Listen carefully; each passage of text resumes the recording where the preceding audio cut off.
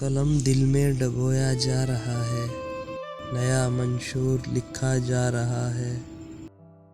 مسافر ہی مسافر ہر طرف ہیں، مگر ہر شخص تنہا جا رہا ہے۔ لفظ جب خواب بنتے ہیں اور خواب جب تحریر ہو جائیں، ایک ایسا ادیب جس کی ہر سطر میں ایک کہانی، ایک درد اور ایک عہد کی گواہی چھپی ہے۔ احمد ندیم قاسمی، جنہیں اردو ادب کا درخت کہا جائے تو بے جا نہ ہوگا۔ احمد ندیم قاسمی 20 نومبر 1916 کو پنجاب کے ضلع خوشاب کے گاؤں انگا میں پیدا ہوئے۔ ان کا اصل نام احمد شاہ تھا۔ کم عمری میں ہی والد کا انتقال ہوا، جس کے بعد زندگی کے نشیب و فراز نے انہیں جلد بالغ کر دیا، لیکن لفظوں سے تعلق بچپن ہی سے قائم ہو گیا تھا۔ احمد ندیم قاسمی کا علمی سفر بھی ان کی ادبی زندگی کی طرح پرخلوص اور محنت سے بھرپور رہا۔ انہوں نے ابتدائی تعلیم اپنے گاؤں انگا ضلع خوشاب میں حاصل کی۔ قاسمی صاحب نے 1931 میں کیمبل پور موجودہ ضلع اٹک سے میٹرک کا امتحان پاس کیا۔ اس کے بعد وہ ریاست بہاولپور تشریف لے گئے، جہاں انہوں نے صادق ایجرٹن SC کالج بہاولپور میں تعلیم حاصل کی۔ یہی وہ دور تھا جب ان کے اندر چھپے ہوئے تخلیقی جوہر اور ادبی ذوق نے مزید جلا پائی۔ 1935 میں انہوں نے لاہور کی پنجاب یونیورسٹی سے BA کی ڈگری حاصل کی۔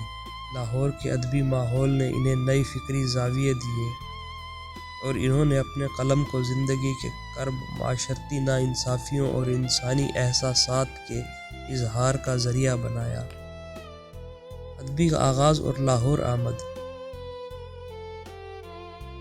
BA کے بعد لاہور کا سفر ان کے لیے صرف شہر کا سفر نہیں تھا، بلکہ ایک ادبی دنیا میں داخل ہونے کی راہ تھی۔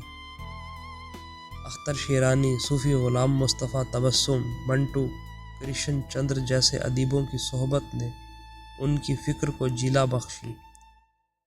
احمد ندیم قاسمی نہ صرف خود ایک عظیم شاعر، افسانہ نگار اور نقاد تھے، بلکہ انہوں نے اردو ادب کی ترقی کے لیے دیگر شاعروں کی تخلیقات کو بھی فروغ دیا۔ انہوں نے کئی نو آموز اور معروف شاعروں کے دیوان شائع کروانے میں مدد کی، جن میں ساغر صدیقی کا نام خاص طور پر لیا جا سکتا ہے۔ قاسمی صاحب نے اپنے ادبی رسالے فنون کے ذریعے کئی شاعروں کی تخلیقات کو منظر عام پر لانے میں اہم کردار ادا کیا۔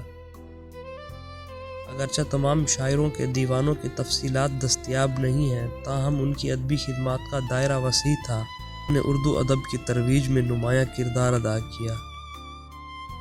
شاعری۔ قاسمی صاحب کی شاعری میں موسم، فطرت، دیہاتی زندگی اور انسانی جذبات ایک ساتھ سانس لیتے ہیں۔ ان کی غزلیں محبت سے لبریز اور نظم حقیقت کی آئینہ دار ہیں۔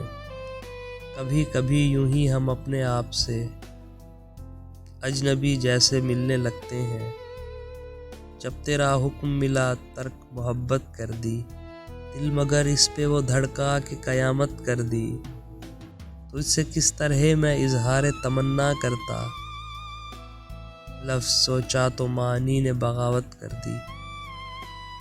ان کا شمار اردو ادب کے صف اول کے افسانہ نگاروں میں ہوتا ہے۔ کپاس کا پھول، ماسی گلبانو، پرمیشر سنگھ جیسے افسانے انسانی رویوں، مذہبی ہم آہنگی اور معاشرتی کشمکش کا خوبصورت اظہاریہ ہیں۔ قاسمی صاحب کو تمغہ حسن کارکردگی، پرائڈ آف پرفارمنس اور نشان امتیاز جیسے بڑے بڑے اعزازات سے نوازا گیا، لیکن ان کا سب سے بڑا اعزاز ان کے قارئین کا دل تھا، جسے وہ آج بھی جیتے ہیں۔ انہوں میں جو تہذیب، سادگی اور انسان دوستی ہے، وہ شاید آج کم نظر آتی ہے۔ وہ خود کو ترقی پسند ضرور کہتے تھے، مگر ان کی ترقی پسندی میں شدت یا نفرت نہیں، محبت تھی۔ 10 جولائی 2006 کو وہ اس دنیا سے رخصت ہو گئے، مگر ان کا قلم، ان کے الفاظ آج بھی زندہ ہیں۔ کتابوں میں دلوں اور ان لمحوں میں جب کوئی دل شکستہ قاری کسی افسانے یا نظم میں خود کو ڈھونڈتا ہے۔ احمد ندیم قاسمی صرف ایک نام نہیں، ایک عہد کی علامت ہے۔ وہ عہد جس میں ادب کا مقصد صرف تفریح نہیں بلکہ تربیت، تطہیر نفس اور سچ کی تلاش ہوا کرتی تھی۔ ان کے لفظ آج بھی ہمیں انسانیت سکھاتے ہیں، محبت جتاتے ہیں اور زندگی کے گہرے رنگ دکھاتے ہیں۔ کیسے طلسم عشق کی نادانیوں میں تھے، گل سے لبوں میں چاند سی پیشانیوں میں تھے۔ ڈرتے تھے چاند سے بھی، ہراساں تھے گل سے بھی، جو لوگ اپنی ذات کی زندانیوں میں تھے۔ ساحل پہ شب زمیں کا فلک سے وصال تھا، اترے ہوئے نجوم رواں پانیوں میں تھے۔ ہر فکر کا مال جواز گناہ تھا، جتنے ثواب تھے میری حیرانیوں میں تھے۔ دیمک تنے کو چاٹتی جاتی تھی اور ہم اتنے مگر شجر کی نگہبانیوں میں تھے۔ پھولوں میں پتھروں کو لپیٹے ہوئے ندیم، پھولوں میں پتھروں کو لپیٹے ہوئے ندیم، مصروف میرے یار گل افشانیوں میں تھے۔ ڈرتے تھے چاند سے بھی، ہراساں تھے گل سے بھی، جو لوگ اپنی ذات کی زندانیوں میں تھے۔ دوستو ویڈیو اچھی لگے تو لائک کریں اور چینل کو سبسکرائب کریں اور کمنٹ سیکشن میں اپنی قیمتی رائے کا اظہار ضرور کریں۔